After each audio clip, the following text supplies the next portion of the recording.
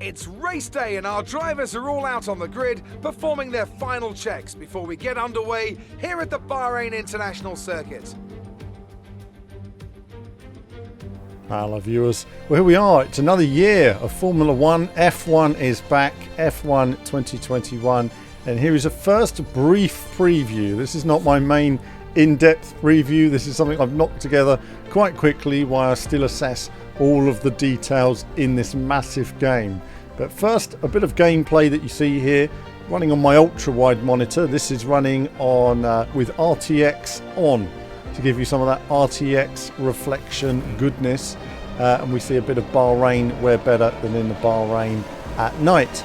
I suppose a quick touch on the visual straight away. Obviously lots of new spot effects, additional texture detail, but it's subtle improvements building year on year now, rather than sort of massive change, if you like. And I fast forwarded through a race here just to show you some of the cutscenes, look at a bit of replay and a bit of gameplay as the video goes on as well. F1 2021, it's been a fun season so far, hasn't it? A bit more competitive, you know, Red Bull closer to Mercedes, you know, Ferrari getting in the mix at Monaco recently, McLaren looking stronger all the time. We'll get all the teams nice and close and then we'll change all the rules next year and find a new winner that runs away with it for the next 5 years. But either way, it's a good competitive season. Baku this weekend, Baku's been a mixed bag, but generally it's been good fun and we've had lots of drama, so as long as there's some drama you're going to get some good action at Baku. Carlos Sainz was saying earlier today that he tips Lando, with the McLaren being a rocket down the straights, combined with its other elements. We'll wait and see. The Ferrari was obviously good in the twisty bits of Monaco, but perhaps still lacking with some power ultimately to get down that main straight, which is where a lot of the positions are made up. As we look at a bit of replay here of Bahrain, and as ever, I'm a big fan of replays. It's good to see the the improvements made all the time. Can you imagine, when you look at where we've come from in 10 years, imagine where we're going to be in another 10 years. I mean, it really is going to be something else. As I was a little bit all over the road there, I'm using a controller. That's my excuse on this gameplay. So I use a controller on my my widescreen, and then I have my wheel for my other full screen content. There's a little bit of that later in the video.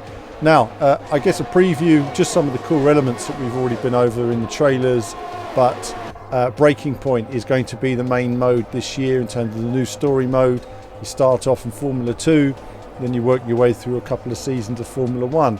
I'm quite looking forward to this. It's something new. Codemasters, Lee Mather, the game director, is very excited about the prospect of this. And, you know, Lee and Paul Gill have worked, a decade of their life has gone into Formula 1, into making it better and better and better. And we've reached a point right now where this is where we are with the current technology. You're likely to see a step up in 2 or 3 years' time to the next level. But putting in the foundations in place to make sure all the options are there. There's development that's gone in throughout. There's cooperative modes. There's elements enhancing the My Team mode.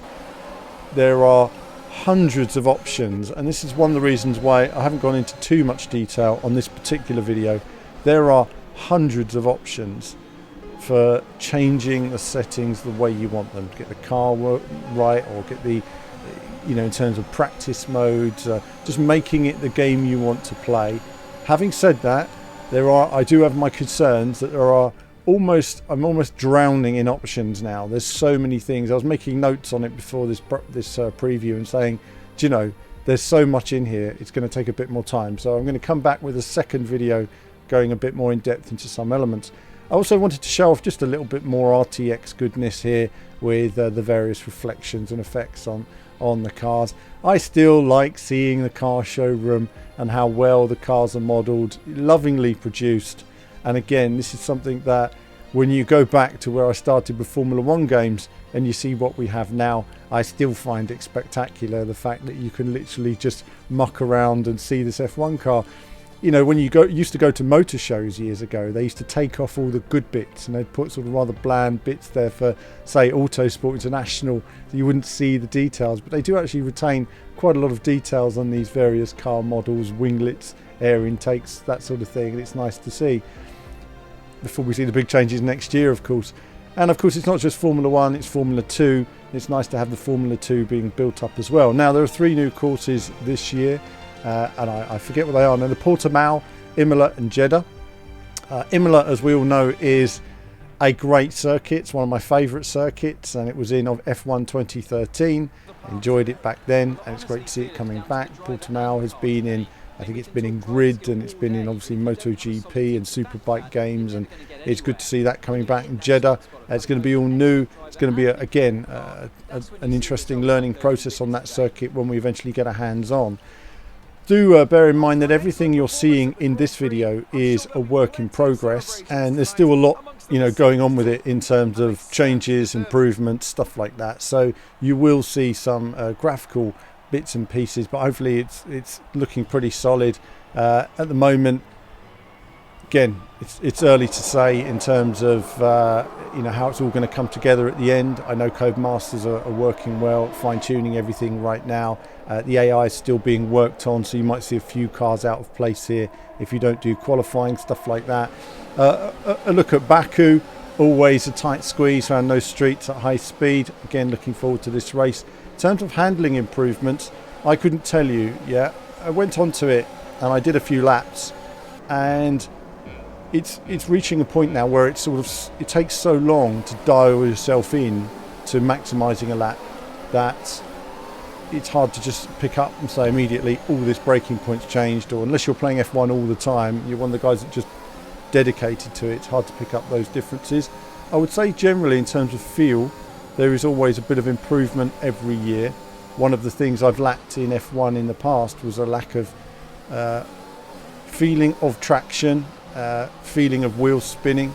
I still feel that there is still work to be done there in terms of getting that wheel spin, but I look forward to seeing how it comes together in the final game. So just a very quick roundup really, but first let's hear some words from Alex Jacks as he introduces Formula. Welcome to the circuit to Barcelona, Catalunya. This circuit has seen some exciting racing over the last quarter century. The question is, which of the young drivers below will be the next to write a chapter of that illustrious history? So great to have Alex Jacks on there as well. You know, it always adds when they have the commentators for the different events. I've been a big fan of the lower formulas, always have been, always had great racing. It's always a highlight. It's a shame, if anything, they've reduced the amount of races this year in terms of locations to 3 races on 8 weekends now for Formula 2. And I think it's a great shame as a feeder series for Formula 1, because it's important these drivers get experience of what it's like racing on these various different circuits. And we are in a sort of place now where it's so hard clearly to get used to a modern Formula 1 car and get it set up perfectly for the driver, that you need that track experience. And I think Yuki Tsunoda's currently going through that tough patch where he has to learn the circuits this season and take this season as a tester, and next season as the one where he's really able to sort of nail it. Even though drivers have simulators, it's never the same as actually being out there, feeling it, feeling the car and the pressures of racing. So a little look at Formula 2, which obviously looks and sounds great. It's a really nice addition. I will just a note to the sound as well. Audio department at Codemasters always doing a cracking job. So good to see from there. Now there is a story mode element, there's a career mode element that's been made available to us. The demo that we have has 6 circuits available, and of course none of the other classic car content, anything like that. And it has a look at the career mode, which gives us access to the various test sessions, car development, driver development. Alan isn't in the game, so I couldn't find my own name there, so just picked another name randomly to go with, because as you do, you go with something else. And yes, and you pick your driver number, your nationality, and then you're ready to take the sheets off your car and away you go. And of course I'd look which team I wanted to, drive for, and then you pick a teammate, whoever it is, and so then just pick one and away you go. So I went with McLaren here because why not? A bit of McLaren, pop to the team headquarters, and then I can take a look at the various menus. And then I just spent a bit of time again going through the myriad of menus now. It really is remarkable how much there is. Now, this is the sort of F1 of dreams that I dreamed of when I was, 12 years old or something, imagining actually having my own F1 team. There's so much in the way of car development, management, depth to this. You can go in and be a driver and just drive, or you can build on your car and make it your own, and there's just so much to discover. And then eventually, obviously, you've sorted out your contract, you agree, and you drive for your team. And on this occasion I was driving for McLaren. A bit more RTX, a bit more lighting effects there, lovely, and it's nice to see again beautiful car models, which is good to see. So then, to finish this video today, I thought it about time to just go to a race, and I found the immersion by this point was taking me to a new level, and I was just immersed in the gameplay of learning how to drive it again. And I do have an incident in this race that is caused by not being able to set up a button. I've got to figure out why, something I've got to set up on the wheel later. But either way, it was a bit of a drive, just enjoying getting used to driving in Bahrain. I'm no Jarno Opmeer. I'm not going to be racing the top guys anytime soon, but I do enjoy the learning process. And right now I'm very much back in the learning phase of having to do lots of laps, dial the car in more and more, understand the gears for the corners, understand the limits of traction, and then I can go back to the other F1 games and really get my head into gear there. But we have a lot of content coming on F1, on everything at the moment. There's lots of other stuff coming. You'll see that coming soon. Eventually I'll be streaming this later in the year as well. But I hope you've enjoyed this very brief look at F1 2021. Not as much information as I'd like to share in this video as I will on upcoming content, and we will have more depth to come, as well as asking questions of the developers of the things that we would like to see in the future, and perhaps answering a few of your questions that you might have as well. So if you have a few questions, do put those into the comments, and I will endeavour to get back to them. If not on the replies, then I'll get back to them in an upcoming video, or we'll discuss some of those elements. But that's it from me for now. I'm going to leave you with a bit of racing, serious concentration, as I'm in my own McLaren dream world, and leave you with a bit of Bahrain action. Just a couple of things to note. I raced the game initially on default, which was easy. This is on the 61%. It's not a super hard setting. I will increase the difficulty as I progress in terms of the previews later as well, when we've got some new builds. But that's it from me for now. I'll leave you to this gameplay. Do like and subscribe, supports what I do, and there'll be more from me very soon.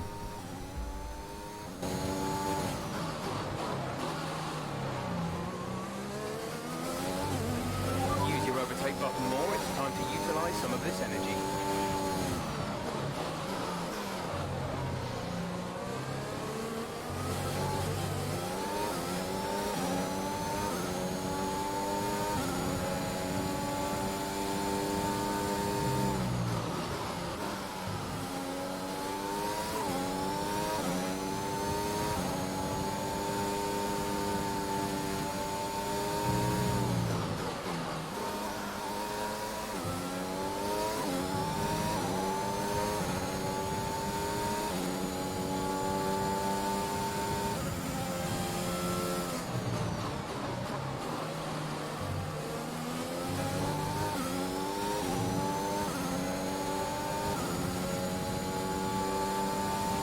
DRS will be enabled this lap, and use it when within 1 second of the car ahead and in the DRS zone.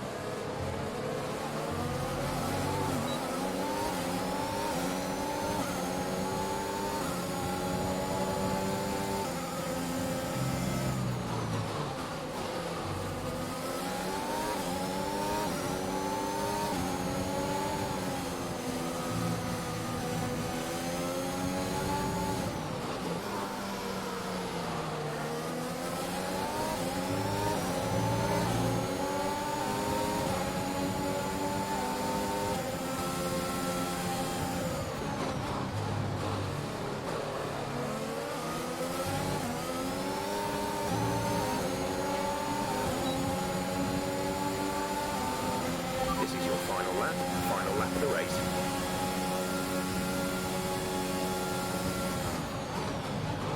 The car behind has started to drop back. There's a gap beginning to form.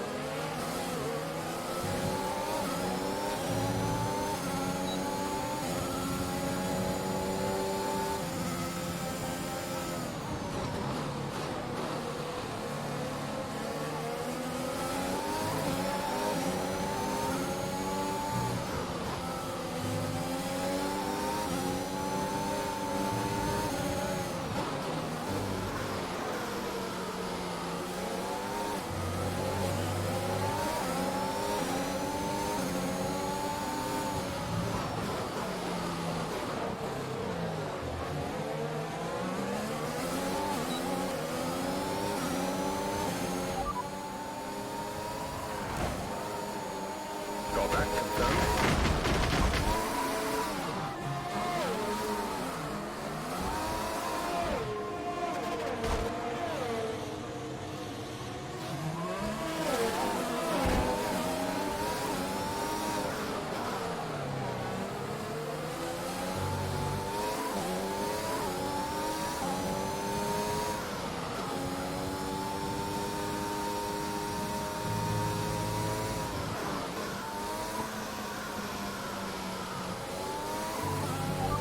Have given you a 3-second time penalty for contact with other cars. That's 3 seconds to be added to our race time.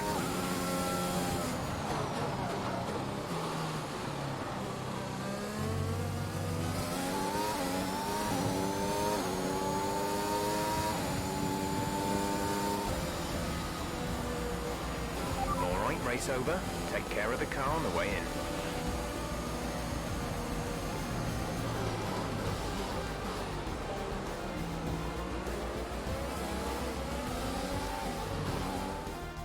Hello viewers, well thanks for watching the video today. Do like and subscribe, it supports what we do. Do become a YouTube member. YouTube Patreon supports all of our content you see on the channel, and of course lots of gaming from retro to modern games. I love it all in terms of racing action. So click on one of the 2 videos just there to find out more.